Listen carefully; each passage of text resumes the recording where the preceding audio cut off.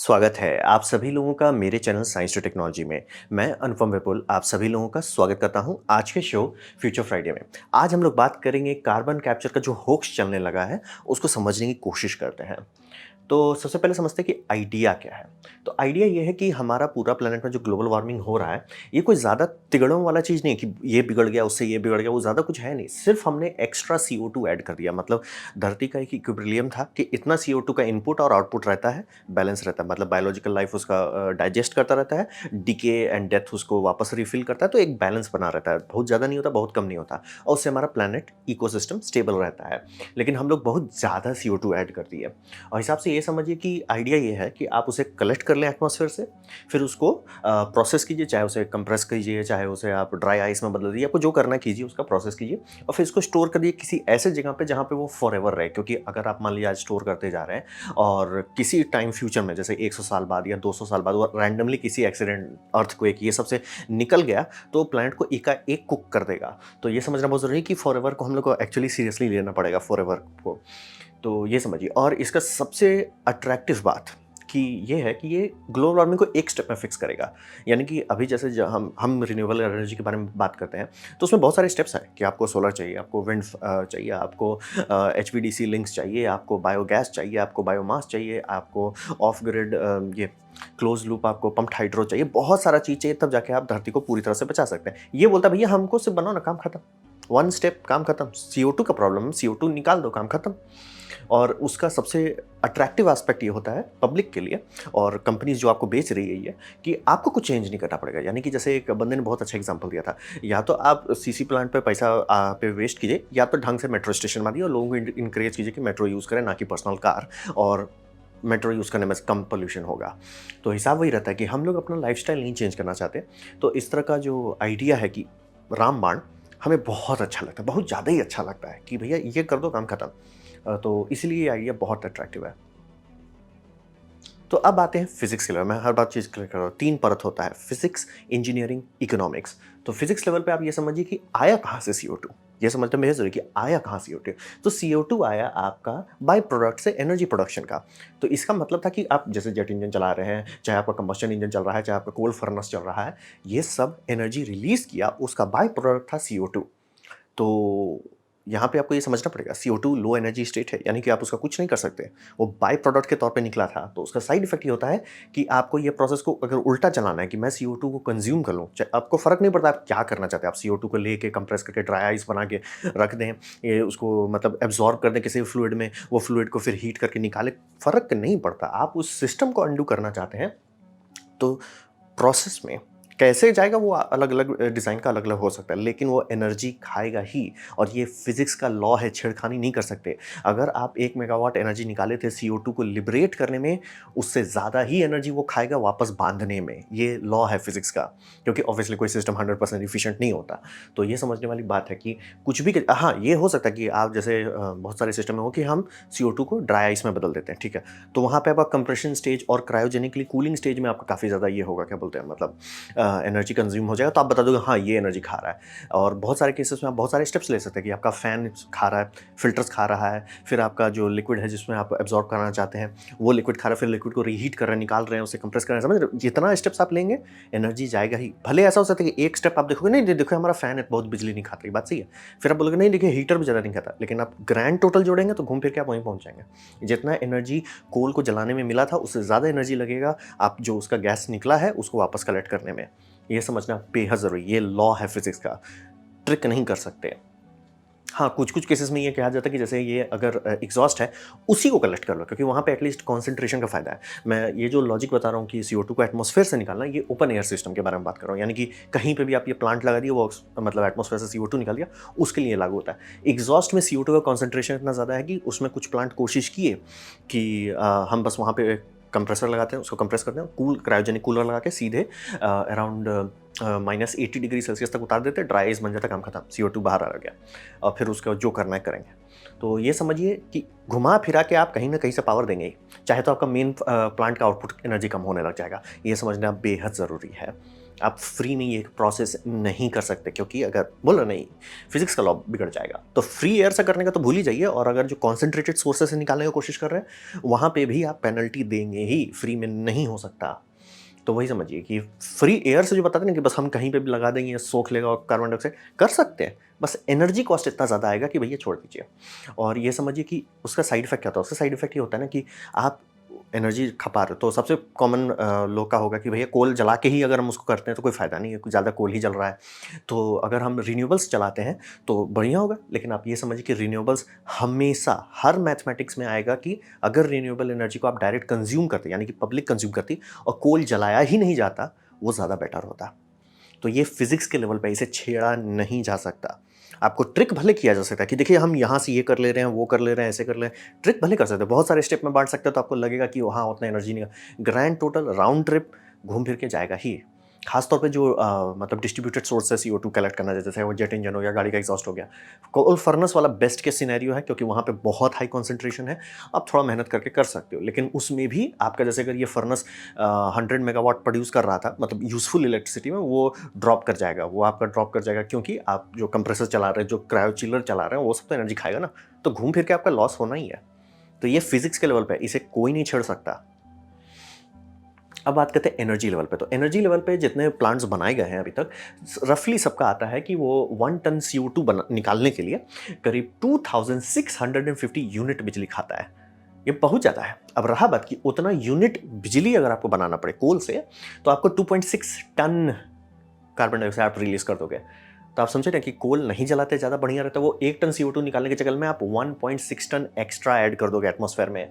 तो फ़ायदा क्या हुआ? मतलब आप समझ लीजिए 1 टन तो अभी भी आपका 2.6 टन से तो बड़ा ही ये मतलब छोटा है, तो यूज़लेस हो गया ना। आप बोलोगे कि अच्छा हम लोग नेचुरल गैस वाला पावर प्लांट करेंगे, जो कि थोड़ा कम कार्बन डाइऑक्साइड प्रोड्यूस करता है, वो भी 1.1 टन है। मतलब घूम फिर कर आप अभी भी अराउंड 100 किलोग्राम एक्स्ट्रा डाल रहे हो, और वो भी मैं बेस्ट केस बता रहा हूँ, सिर्फ कैप्चर का है। कैप्चर के बाद उसका डिस्ट्रीब्यूशन, कंप्रेशन, उसका स्टोरेज लॉन्ग टर्म, वो सब के बारे में बात ही नहीं कर रहे। तो समझ लीजिए, इसीलिए बोलते हैं फिजिक्स इसे मना करता है कि आप ऐसा नहीं कर सकते कि बस कहीं पे भी प्लांट लगा दें, उससे सोख लेंगे एटमॉस्फेयर से, क्योंकि हमने डाला जिस रास्ते से उसी को उल्टा करना पड़ेगा, और हम लोग एनर्जी निकाल के उसमें डाले थे, तो वापस आपको एनर्जी ऐड करना पड़ेगा।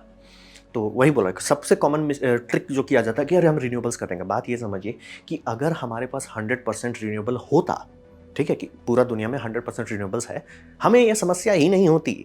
ये बात मतलब सही में बहुत लोग आपको मूर्ख बनाने की कोशिश करेंगे कि हमें रिन्यूएबल दे दो, हम सॉल्व कर देंगे। अरे भैया, रिन्यूएबल है कहाँ हमारे पास जो आप मांग रहे हो? इट्स लाइक ये दे दो तो हम ये सॉल्व कर देंगे। अरे सर, वो कोर मिसिंग है सर।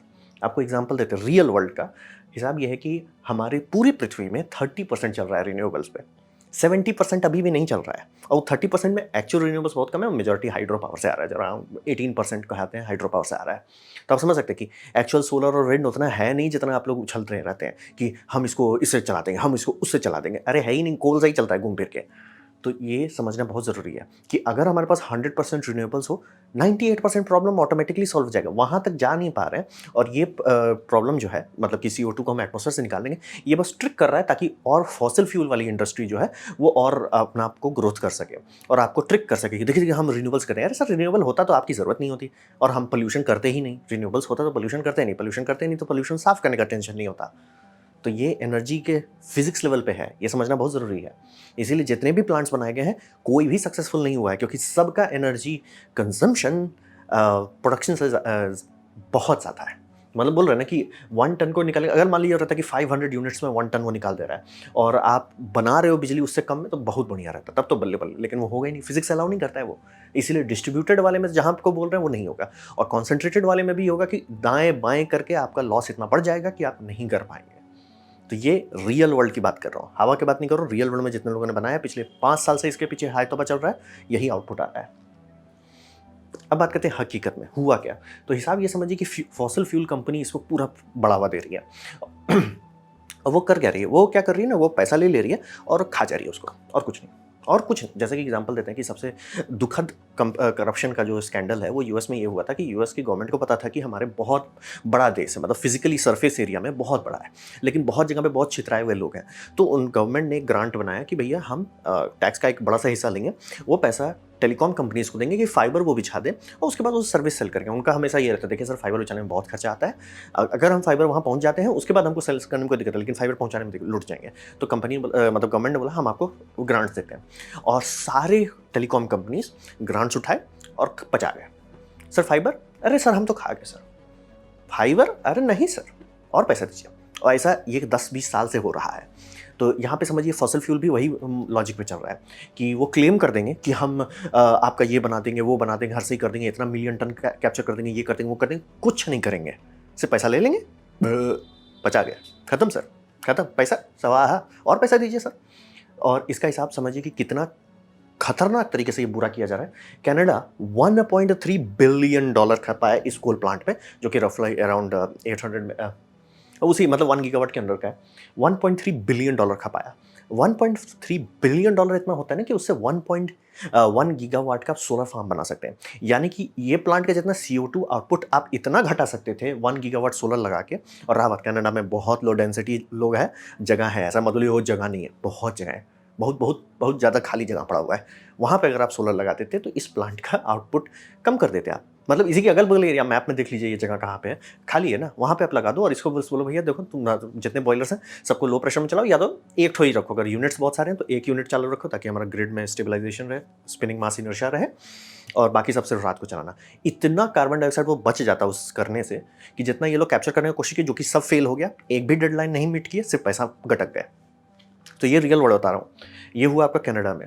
फिर आते हैं आपका यूएसए में। तो यूएसए में इस तरह का एक प्लांट चल रहा था, $7.5 बिलियन का पाया गया है, 7 गीगावाट का। यूएसए में भी वही है कि बहुत बड़ा एरिया खाली है, आराम से 7 गीगावाट का बनता है। और जितना मिलियन मेट्रिक टन वो कंज्यूम करने की कोशिश की कि हम एटमॉस्फेयर से निकाल रहे हैं, उससे 10 गुना ज़्यादा सोलर फार्म बचा देता। हम डालने ही नहीं देते आप, सर आप पोल्यूशन डालिए ही मत, 7 गीगावाट सोलर फार्म हो जाता। फिर आपका ऑस्ट्रेलिया आते हैं। ऑस्ट्रेलिया भी $4 बिलियन बचा चुका है, जिसमें 4 गीगावाट, मतलब ये कहा जाता है $1 बिलियन में आप अराउंड 1 गीगावाट बना सकते हैं। इंडिया में एक्चुअली उससे भी कम में बन जाता है, और हमारे पास है बहुत सारे इंडिया में। जहाँ तक मैंने देखा 3-4 प्लांट बन चुके हैं जो गीगावाट स्केल क्रॉस कर चुके हैं, यानी 1000 मेगावाट से ऊपर है। जो दुनिया का सबसे बड़ा है वो है अराउंड 22 गीगावाट आवर का है, 22 बोल रहा हूँ, 2200 मेगावाट वाला है। तो समझ लीजिए वो सबसे ज़्यादा फर्क पड़ता है। और प्लस टेस्टेड टेक्नोलॉजी है। सोलर अब उस जगह पे है जहाँ लोग कोयला की जगह पे सोलर बना रहे। क्यों? क्योंकि कोयला का दाम भाग रहा है और पानी का दाम भाग रहा है। और पानी आपको पता होना चाहिए कि कोयला पावर प्लांट पानी गटकता है, और अगर आप वहाँ पे उससे पानी ठीक से मैनेज नहीं करते हो, पानी खत्म हो जाता है और प्लांट आपको बंद करना पड़ता है। तो दोनों के हिसाब देखिए, कोयला का प्लांट का दाम, रनिंग कॉस्ट भागते जा रहा है, और बिजली आप बहुत महंगा बेच नहीं सकते। सोलर है कि भैया सोलर का दाम घटते ही चला जा रहा है, और वो क्रॉस पॉइंट हो चुका है। इसीलिए आज के टाइम में जितने नए प्लांट्स बन रहे हैं, बहुत सारे छोटे सोलर फार्म्स ऐड किए जा रहे हैं ग्रिड में। कारण वही है कि प्रॉफिटेबल है, और सोलर का एक्चुअल ROI यानी कि रिटर्न ऑन इन्वेस्टमेंट प्रूवन है कि गवर्नमेंट ने इस पर पैसा खर्च किया, गवर्नमेंट ने बनाया, उससे बिजली आया, काम खत्म सर, हो गया, प्रॉफिट होने लगा है। हाँ, ये ज़रूर है कि ऐसा नहीं कि आप इसको आज बनाए 5 साल में आपका रिटर्न ऑन इन्वेस्टमेंट हो जाएगा। जनरली 10 साल तक खा जाता है, या उससे भी थोड़ा ज़्यादा खाता है, लेकिन हो जाता है रिटर्न ऑन इन्वेस्टमेंट। और CCS कुछ नहीं है। और CCS का सबसे खतरनाक बात है, क्योंकि फिजिक्स में कुछ सिंप्लिसिटी ज़्यादा बेटर रहता है। Complexity is the enemy of reliability. आप कोल पावर प्लांट ऐसे ही बहुत कॉम्प्लेक्स चीज़ है, उसके ऊपर आप डाल रहे हो कि हम उस पर कार्बन कैप्चर लगाएंगे, वो प्लांट का रनिंग कॉस्ट भाग जाएगा। उसका साइड इफेक्ट होगा कि जो आप पे यूनिट सेल किया जा रहा है कोल प्लांट से, उसका दाम उन्हें बढ़ाना पड़ेगा, तभी वो प्रॉफिटेबल रह पाएंगे। और अगर वो प्रॉफिटेबल नहीं रहेंगे, वो काम ही नहीं करेंगे, वो सीधे बंद कर देंगे। जैसे कि आप क्या फ्री के लिए काम करोगे? तो लॉस में काम करने का वही मतलब है, क्या फ्री में काम करो, आप उसका काम ना करो, आपका ज़्यादा फायदा होगा। तो इसीलिए कोई भी कंपनी आपको फ्री का सामान नहीं देगी। उसको है कि भैया देखिए, आप चाहते हो कि हम कार्बन कैप्चर करें, कर देंगे, लेकिन आपका जो बिल आ रहा है वो डबल हो जाएगा। कौन करेगा? ये बात समझना ज़रूरी है। इसीलिए मुझे गुस्सा लग रहा है कि ये सब इतनी बिलियंस एंड बिलियंस, क्योंकि ये सारे मतलब अराउंड कहिए 10 गीगावाट आवर तक ऐड कर देते, क्योंकि ये तो मैंने 3 बड़े बताया, और भी बहुत सारे हैं। 10 गीगावाट अगर सोलर ऐड कर दिया जाता, बहुत CO2 का प्रोडक्शन बच जाता। और वो समझिए हर दिन 4 घंटा आपको मिनिमम बना के दे रहा है। उतने सारे यूनिट जो बन रहे हैं वो आपको कोल फॉसिल फ्यूल से नहीं ले रहा। और वो जो हमारा परसेंटेज है रिन्यूएबल्स का 30%, वो 35% तक भाग जाता। समझ रहे? 5% का बचत हो जाता। हाँ, ये बात ज़रूर है कि कोल हटा नहीं पाते, लेकिन गाड़ी तो खोल देते, और उतना बड़ा बड़ा सोलर फार्म बनाने से और सोलर में डेवलपमेंट होता, और इन्वर्टर्स का ग्रोथ होता, और हम लोग उसका मास प्रोडक्शन करते, दाम और नीचे घट जाता। लेकिन नहीं, हमें सीसीएस करना है। क्यों? क्योंकि उस मतलब फॉसिल फ्यूल वाली कंपनी आपको मूर्ख बना रही है कि अरे देखिए हम कार्बन डाइऑक्साइड निकाल देंगे एटमॉस्फेयर से, बस आपका तो कोई टेंशन नहीं, आप चलाते रहिए गाड़ी, हुई हुई करते रहिए। तो बात वही है। और रियलिस्टिकली हम लोग अफोर्ड नहीं कर सकते बिजली बिल को भागना। अभी यूरोप का थोड़ा-सा बिजली बिल भागना शुरू हुआ है और वाट लग गई है, तो आप समझ लीजिए कि अगर बिजली बिल डबल हो जाए, कोई नहीं अफोर्ड कर पाएगा। और इन्फ्लेशन पूरी दुनिया में वर्ल्ड वाइड भागे जा रहा है और हमारा कॉस्ट ऑफ लिविंग जो है, यानी कि majority of middle class and lower middle class and मतलब पॉवर्टी क्लास, वो सबकी बैंड बज जाएगी अगर बिजली का दाम भागने लगा कि भैया क्यों भाग गया? कोल पावर प्लांट तो वही है, लेकिन आपने उसमें सीसीएस ऐड कर दिया, अब उसका दाम भाड़ा गया। और वो तो सिर्फ कैप्चर का दाम बता रहा हूँ, कैप्चर करने के बाद क्या करेंगे वो अभी किसी को नहीं पता है ढंग से कि क्या करेंगे उसका। तो हकीकत ये है कि पैसा लेके बस पचा जा रही है कोल कंपनीज, और रहा वो पचा इसलिए रही कि आप मूर्ख हो। मतलब ये सोच ली कैसे कैसे ये डिसाइड हो गया कि हम 1.3 बिलियन एक हुलुलुलु करेंगे या तो 1 गीगावाट का सोलर लगा। चलिए पहली बार एक होता है ना कि हमने पहले ट्राई किया, नहीं पता था, ठीक है, दैट्स गुड थिंग। ट्राई किया, फेल हो गया, उसके बाद और पैसा उसमें डाल रहे हैं। इसलिए नहीं काम कर रहा है ना सर, सोलर लगा के निपटा लो ना। कनाडा तो पूरा सोलर किया जा सकता है। ऑस्ट्रेलिया में तो लिटरली लोगों को हंसी आ रही है कि भैया आपके पास बहुत अनयूज्ड लैंड है, बहुत बहुत बहुत ज़्यादा, आपका पूरा आउटपुट सोलर पर कर सकते हैं। तो भविष्य में क्या होगा? तो हिसाब ये समझिए कि सबसे बढ़िया कार्बन कैप्चर होता है इमिशन ना करना। उससे बेटर कुछ है ही नहीं। आप कार्बन कैप्चर करना चाहते हैं ना, उससे बढ़िया है सर आप कार्बन प्रोड्यूस मत करो। उससे ज़्यादा कुछ नहीं, क्योंकि मैंने बताया फिजिक्स का लॉ है सर। क्योंकि आप एनर्जी निकाल रहे हो तब कार्बन डाइऑक्साइड एटमॉस्फेयर में जाएगा, आपको एनर्जी उसमें डालना पड़ेगा तभी वो कार्बन डाइऑक्साइड कैप्चर कर सकता है। तो क्या मान लीजिए, क्योंकि हम लोग को अभी टाइम लग रहा है, हम लोग बहुत धीरे धीरे ग्रोथ कर रहे हैं रिन्यूएबल्स के सेक्टर में, कर जरूर रहे हैं, लेकिन मान लीजिए हम लोग पहुंच जाते हैं ऐसे जगह पर जहाँ रिन्यूएबल्स आ जाता है, तो क्या कोई तरीका होगा कि हम लोग धरती को साफ करने के लिए, सुधारने के लिए कार्बन डाइऑक्साइड निकाल सकते हैं? हाँ, हमें लेकिन बायोलॉजी के पास जाना होगा। ऐसा क्यों?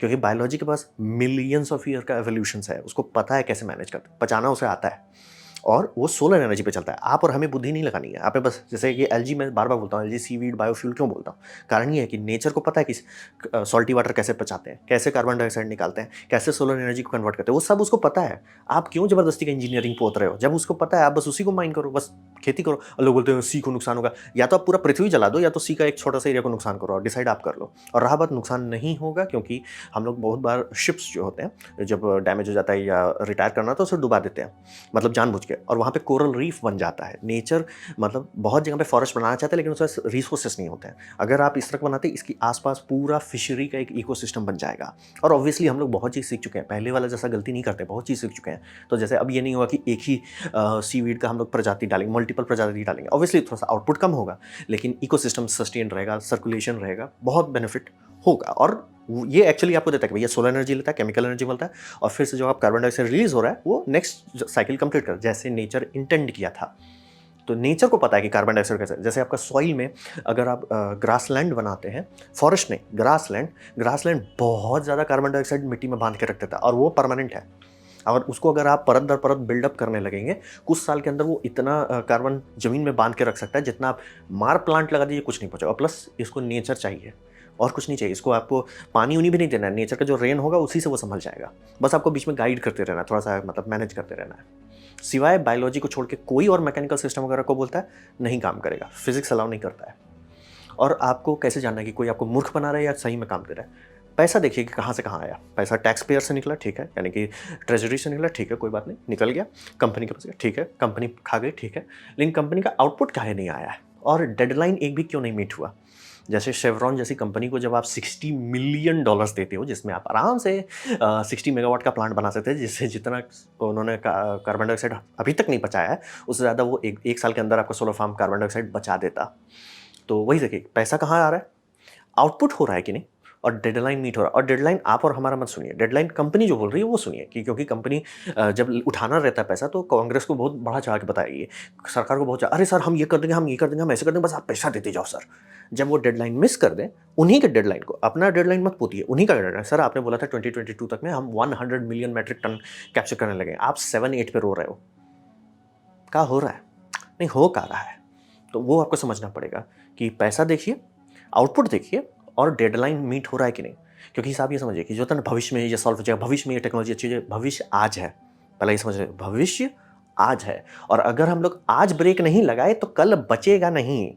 तो आपको ये समझना बहुत ज़रूरी है कि आज ब्रेक लगाना ज़रूरी है। जैसे कि आपको कोई इंजरी होती है, जैसे आपको कोई बहुत बड़ा इंजरी हो गया है, डॉक्टर उस इंजरी को ठीक करता है, ध्यान नहीं देता कि आपका साइकोलॉजी कैसा है। वो उसका भैया आप इंजरी ठीक करो, नहीं तो आप बचोगे ही नहीं। इंजरी ठीक करो, आपको हेल्दी बनाओ, उसके बाद बाकी चीज़ें क्या अच्छा आपका साइकोलॉजी में गड़बड़ उसको आप सुधारते हैं। आपको ब्लड प्रेशर है, अब सुधारते हैं। आपको शुगर है, अब सुधारते हैं। ब्लीडिंग वो सबसे पहले रोकता है। हम लोग ब्लीडिंग नहीं रोक रहे हैं, सब तुक्का मार के तुक्का मारे जा रहे हैं। जैसे कि फ्यूजन है, फ्यूजन हो जाएगा तो सब प्रॉब्लम सॉल्व हो जाएगा। सर टाइम नहीं बचा है अब। कार्बन कैप्चर हो जाएगा सब सॉल्व हो जाएगा, टाइम नहीं बचा है। और पिछले जितने साल से पैसा बचाया जा रहा है, इसलिए बता रहा हूँ, उतने में सोलर फार्म आप बना लेते सर, बन जाता, काम खत्म। तो वही समझिए कि जो अभी करंट मतलब CCS टेक्नोलॉजी है, कार्बन कैप्चर एंड सेक्वेस्ट्रेशन, वो सीधा पैसा में आग लगाना है, सीधा दाएं बाएं भी नहीं, सीधा पैसा लिए स्वाहा, उससे तो कुछ नहीं है उसमें। तो ये जेन्युइनली मुझे बहुत खतरनाक बात लग रहा है कि इस तरह के ऊट पटांग प्रोजेक्ट जो कुछ नहीं कर रहे हैं ना। और इसलिए मैं बोल रहा हूँ कि डेडलाइन आप और हमारा मत सुनिए। डेडलाइन जो कंपनी मुंह खोल के बोल रही है, जो कंपनी बोल रही है कि आप हमें इतना पैसा दो, हम ये करके दिखाएंगे। देखिए 1-2 साल आगे पीछे सबके साथ होता है, कोई दिक्कत नहीं है। आप बोल रहे हो मैं 5 में कर दूंगा और आप 15 में भी नहीं कर पा रहे हो, तब वो टाइम हो जाता है सर इतना ना लूटो। मतलब होता है ना, जैसे कहा जाता है कि अच्छे नेता वो होते हैं ना जो 90% खाते 10% खिला भी देते हैं कि अरे सर थोड़ा आप भी खा लो। गधे नेता वो होते हैं जो 100% खा लेते हैं, उसके बाद उनका साफ कर दिया जाता है। लालू यादव है ना। तो हिसाब वही समझिए, भविष्य में यही हम लोग को सुधारना पड़ेगा। इमिशन घटाओ, कार्बन कैप्चर के पीछे भागो मत, क्योंकि फिजिक्स अलाउ नहीं करता है वो ठीक से काम करेगा। और सब कंपनी का आप आउटपुट देखिए, डेडलाइन देखिए, आप तुरंत समझ जाएंगे सब सिर्फ लूट रहे हैं, सिर्फ लूट रहे हैं। तो ये था मेरा प्रेजेंटेशन कार्बन कैप्चर टेक्नोलॉजी के बारे में। उम्मीद करता हूँ आपको अच्छा लगा, कुछ सीखने मिला, कुछ समझ में आया। अगर ऐसा है तो लाइक कर दें, मैं कहूँगा दोस्तों का शेयर कर दें, उससे मेरा काफ़ी भला होगा। नहीं अच्छा लगा, नहीं पसंद आया, कोई बात नहीं, आप डिसलाइक दबा सकते हैं। मैं कहूँगा डिसलाइक 2 बार दबाएं, उससे मुझे पता चलेगा कितना ना पसंद हुआ है। मैं आपसे कहूँगा कमेंट लिखें, मैं हर कमेंट को पढ़ने की कोशिश करता हूँ। आपसे कहूँगा सब्सक्राइब कीजिए, बेल दबाइए अगर आप फ्री हैं तो। आपने मेरा वीडियो देखा, जान के मुझे बहुत खुशी हुई। धन्यवाद।